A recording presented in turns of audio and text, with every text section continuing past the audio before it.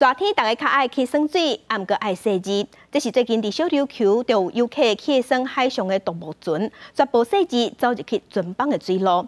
另外，还有家长是带囡仔去海边啊耍水，结果互海面上的浮球警戒线去挂着伤。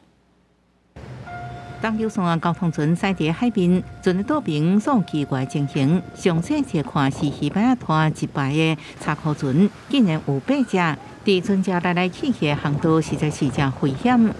上面全部坐满人，然后我有听到游客的尖叫声，我说奇怪，这是合法吗？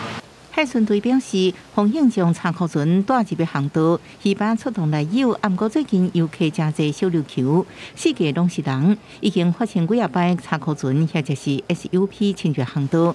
偏管处提醒，若水上业者违法伫管制航道营业，照发展观光条例相关应罚10万。游客选水上活动也确保自身安全。有独木舟要全岛绕行的活动的时候，在经过航道的时候，务必要求是无害快速通过。囡仔双脚一条一条伤痕，还佫一直咧流血。